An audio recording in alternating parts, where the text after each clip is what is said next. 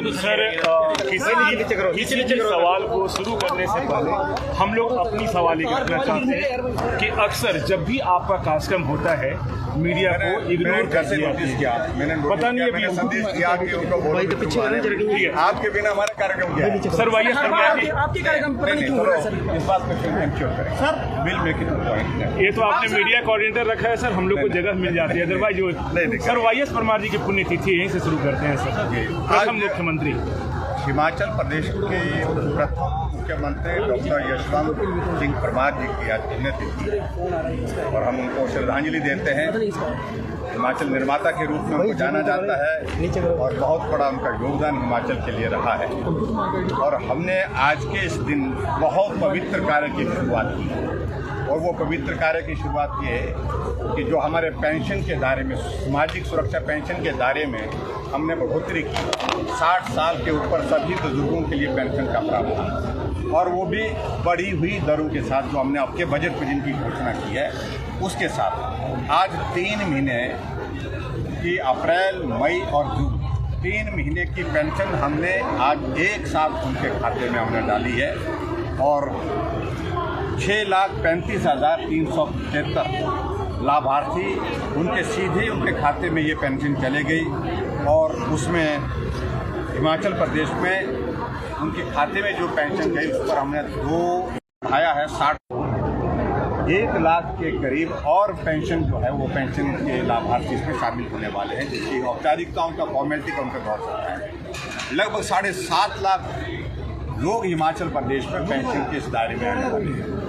और ये भी मैं कहना चाह रहा हूँ कि जहाँ लगभग पूर्व सरकार के कार्यकाल में 400 करोड़ रुपए खर्च किया जाता था सामाजिक सुरक्षा पेंशन पर, वर्तमान में हम इसको बढ़ा करके 1300 करोड़ रुपए खर्च कर रहे हैं। एक बहुत बड़ी जिसको हम कह सकता हूँ कि आज तक के हिमाचल प्रदेश के इतिहास में सामाजिक सुरक्षा के दायरे को इस कदर आगे बढ़ाना और इसमें मदद करना ऐसे लोगों की जो सही मायने में जरूरत, एक विधवा है, एक बेचारा ऐसा है कि जो चल नहीं सकता है, किसी एक्सीडेंट के कारण उसका शरीर का नुकसान हुआ है, अपंग हो गया है, उसके लिए मदद का रास्ता। एक आदमी जो बुढ़ापे के दौर में गुजर रहा है, परिवार के सब साथी हैं लेकिन उसके बावजूद मदद के लिए कोई नहीं आते, तो उन लोगों के लिए बहुत बड़ा एक मदद का ये माध्यम रहेगा सामाजिक सुरक्षा पेंशन का। और उसके साथ साथ में मुझे इस बात की खुशी है कि आज यहाँ आने के पश्चात हमने और भी विभिन्न विकास कार्यों की शुरुआत की। लगभग 90 करोड़ रुपए के यहाँ उद्घाटन और शिलान्यास यहाँ पर विधानसभा क्षेत्र के अंतर्गत, शाहपुर विधानसभा क्षेत्र के अंतर्गत हुए हैं। और उसके साथ साथ में और भी चीज़ों को लेकर के हमने कुछ और बातों का जिक्र किया आने वाले समय में। और चाहे वो कॉलेज की बात है, चाहे वो और इंस्टीट्यूशंस की बात है, उन सारी चीज़ों को लेकर काम करेंगे। यूनिफॉर्म सिविल कोड को लेकर सर आपने एक बयान दिया था, उसके बाद अब नई बहस जो है वो देश भर में छेड़ी है। गंभीर हैं, गंभीरता से उस दिशा में आगे बढ़ रहे हैं, लेकिन हिमाचल के परिप्रेक्ष्य में इसका स्वरूप क्या हो, ये हम कानून के दायरे में इसको किस प्रकार से ला सकते हैं, इन सारी चीज़ों को लेकर के हम एग्जामिन कर रहे हैं।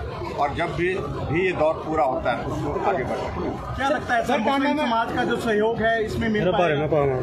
मुझे लगता है कि उनके लिए बुरा कुछ नहीं है और ख़ासतौर से मैं समझता हूँ कि मुस्लिम महिलाओं के लिए तो ये सम्मान का विषय है, जिनको अगर अपने जीवन में परिवार की कल्पना एक अच्छे माहौल में जीने की अगर मिलेगी तो इसके माध्यम से मिलेगी। सबसे देश में जो कमान है कांग्रेस की वो सिंह को दी गई। क्या लगता है कांग्रेस जो है पूर्व मुख्यमंत्री की जो लोग, देखिए ऐसा है, कांग्रेस पूरे देश में समाप्त हो गई। कमान देने का अभिप्राय कोई रह ही नहीं है, कहीं भी नहीं है और यहाँ पर भी नहीं होगी। मैं आपको बता रहा हूँ, नहीं होगी तो नहीं होगी, इसलिए नहीं होगी, कारण बता रहा हूँ मैं। जब जो चीज़ पूरे देश में ख़त्म होगी, पूरे देश के लोगों ने मन बना लिया है कि अब कांग्रेस को नमस्ते कर लेनी और नमस्ते कर दी है। हिमाचल एक प्रदेश रहता है, नवंबर के महीने में उनको नमस्ते करेंगे। सर अभी मुकेश ने कहा है कि देखिए राज्य में माफिया को ज़्यादा बढ़ावा मिला है, विकास नहीं। मेरी उनके प्रति बहुत सहानुभूति है, बहुत हाथ पाँव मारे, लेकिन वो जैसे थे वैसे ही रहे, जहाँ थे वहीं रहे। लेकिन मुझे विचित्र ये लगा उसके बावजूद भी जश्न मनाया जा रहा है। बनना कुछ और चाह रहे थे, लेकिन जहाँ थे वैसे हैं, इसलिए मैं कुछ ज़्यादा कुछ कहना नहीं चाह रहा हूँ। जिस पार्टी में ये स्थिति आ गई, जहाँ हिमाचल जैसा 68 विधानसभा क्षेत्र का प्रदेश, जहाँ 4 वर्किंग प्रेसिडेंट बनाने पड़ रहे हैं। मैंने पूछा कांग्रेस के मित्रों से कि भाई मुझे बताओ तो सही, ये 4 वर्किंग प्रेसिडेंट इनको क्या क्या संविधान, अपने कांग्रेस के संविधान के मुताबिक इनको क्या क्या अधिकार दे दिए हैं? अधिकार सिफर है, शून्य है। और इस तरह से एक ऐसी परिस्थिति करने की भी कोई भागे ना, क्योंकि सबसे ज़्यादा जो वहाँ पर जो है भगदड़ कहीं अगर मची है वो कांग्रेस पार्टी में मची हुई है।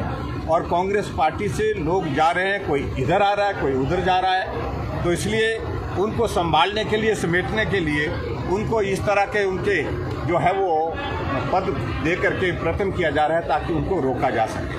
उनको जितना मर्जी रोकिए, लेकिन कांग्रेस जब चुनाव के दौर में प्रवेश करेगी सर कोविड काल तो उसमें उनको कोई लाभ नहीं होने वाला। सर स्थिति क्योंकि काफी पहले गर्मी आ गई है और आग की घटनाएं भी लगातार बढ़ रही है, ऐसे में सूखे की स्थिति से निपटने के लिए सूखे की स्थिति चिंताजनक है। सूखे की स्थिति चिंताजनक है। सभी डिप्टी कमिश्नर्स को और उसके साथ साथ में हमारा जल शक्ति विभाग है, उन सब से इस बात के लिए सारी चीज़ों को लेकर कहा है।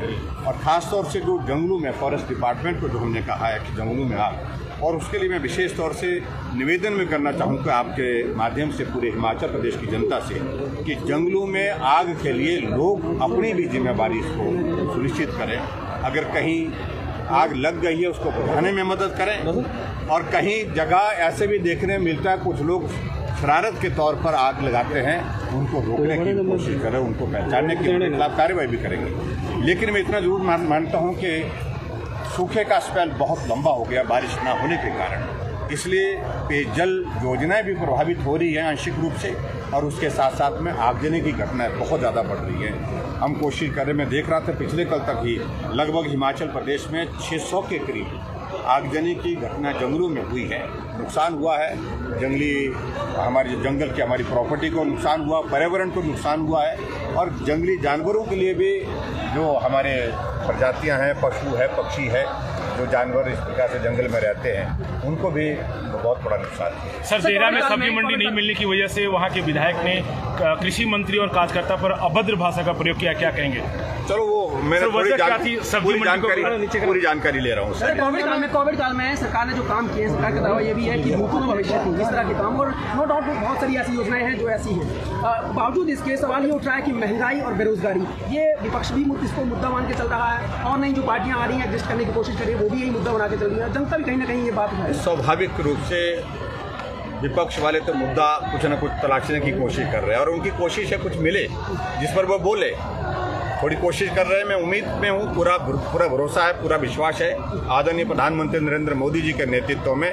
अब हम कोविड से पार हो रहे हैं, महंगाई से भी। सर, हाल ही में प्रधानमंत्री के साथ बैठक हुई, तमाम मुख्यमंत्री मौजूद रहे, वैट को लेकर काफी कुछ चर्चा हुई ताकि पेट्रोल और डीजल में कमी आए। अभी इस सारे विषय पर बातचीत नहीं हुई, अभी तो सीधे एक ही विषय पर बातचीत हुई है। और अभी जो दिल्ली में जो बैठक हुई है वो जो चीफ जस्टिस और चीफ मिनिस्टर्स की कॉन्फ्रेंस थी, जिसमें प्राइम मिनिस्टर आए थे।